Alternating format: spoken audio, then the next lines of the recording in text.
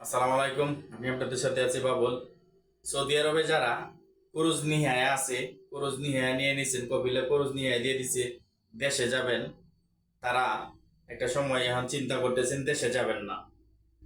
যারা এক্সিট নিছেন তারা দেশে চলে যাবেন, কিন্তু এক্সিটের সময় পার হয়ে যাচ্ছে, আপনারা চিন্তা করতেছেন দেশে যাবেন না, আবার তাকে যাইতে সৌদি আরবে। তাহলে আপনারা কুরুজ নিহায়া কিভাবে আপনারা এটা কাটাবেন, কিভাবে এটা উঠাবেন, কুরুজ নিহায়াটা কিভাবে উঠাবেন? আপনি দেখেন, কুরুজ নিহায়াটা যদি উঠাইতে চান, যদি আপনার কফিলের মাধ্যমে উঠাইতে চান, তাহলে আপনার 1500 টাকা খরচ হবে।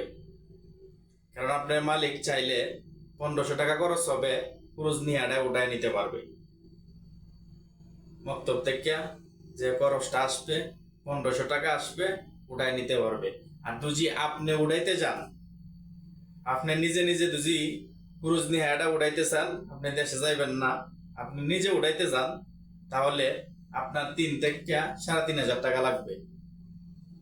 কারণ জওয়াজাতের সামনে দেখবেন মক্তবগুলো যে আছে, এই মক্তবগুলোতে আপনারা নিজেরা উঠাইতে পারবেন, কিন্তু টাকার পরিমাণ বেশি লাগবে। 3 থেকে 3500 টাকা খরচ হবে। যারা এক্সিট আছে, এক্সিট আপনি কপিলে এক্সিট দিছে, আপনি এখন যাবেন না, বলে এক্সিট দিয়ে দিছে, আমি এখন যাব না। যদি আপনি কপিল দিয়ে উড়াইতে চান, তাহলে আপনার 1600 থেকে 1700 টাকা আপনার খরচ হবে, যাদের এক্সিট আছে।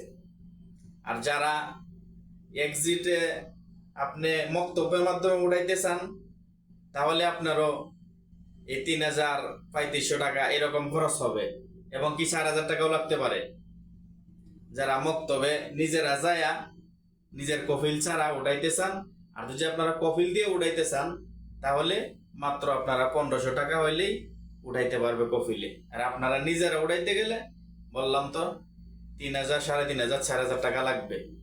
জওয়াজাতের সামনে যে মক্তবগুলো আছে, এগুলো আপনারা নিজেরা উঠাইতে গেলে লাগবে। যাদের হুরুপ আছে তারাও উঠাইতে পারবেন, 3000, 3500 টাকা খরচ হবে। কারণ অনেক প্রবাসী ভাইরা আছে, কারণ এক্সিট দিয়ে দিছে, খরচ নিয়ে দিয়ে দিছে, তারা যাইতে আগ্রহী না। এখন কিছুদিন গেছে গা, যাই ঝামেলা কারণে যাইতে রাজি না। কারণ যারাই না যাইতে চান, যদি মালিক রেদে উঠাইতে চান, তাহলে 1500 টাকা দিলে উঠে যাবে। আর না হয় টাকাটা পরিমাণটা বেশি লাগে। তো অবশ্যই যারা ভিডিওটা দেখবেন সবাই শেয়ার করে দিবেন, চ্যানেলটা অবশ্যই সাবস্ক্রাইব করে দিবেন।